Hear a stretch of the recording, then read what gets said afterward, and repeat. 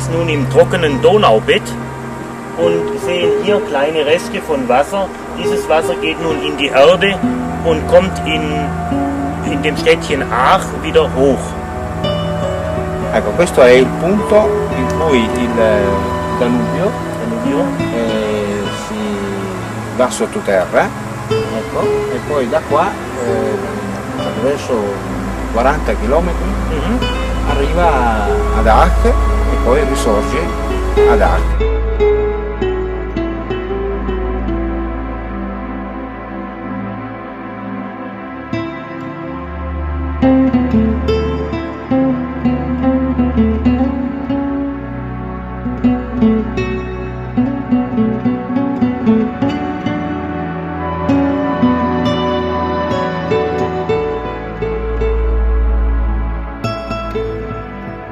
Hier an der Aachquelle. Wir waren zuvor in Donaueschingen und haben die Donauquelle besichtigt. Die Donau fließt dann von Donaueschingen bis nach Möhringen. In Möhringen verschwindet die Donau im Gestein, in der Erde und braucht ungefähr 3 Tage, bis sie hier wieder ans Licht kommt, und das ist die stärkste Quelle in Deutschland, die Aachquelle. Hubert ha spiegato che il Danubio nasce a Donaueschingen, poi va in superficie e arriva a Möhringen.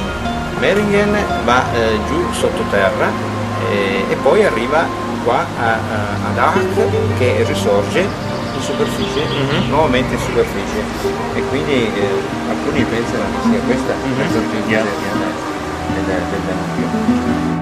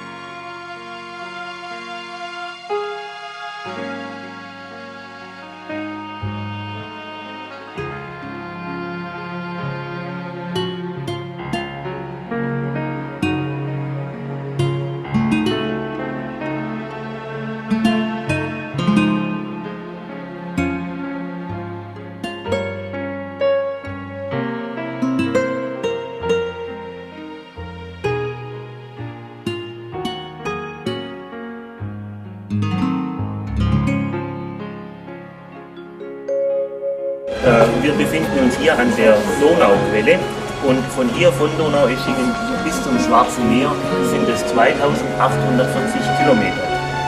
Die Donau ist der längste Fluss in Europa. Hubert dice che da qua fino alle foci del Danubio, del Mar Nero, ci sono 2840 km.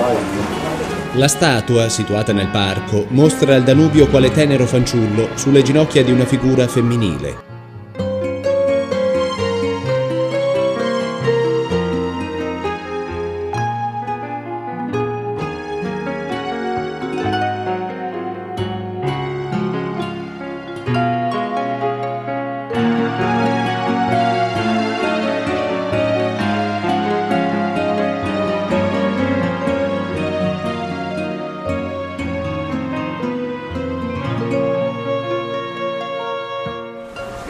Ecco, Rupert Bosch dice che siamo, in questo punto siamo a un dislivello rispetto al mare di 678 metri.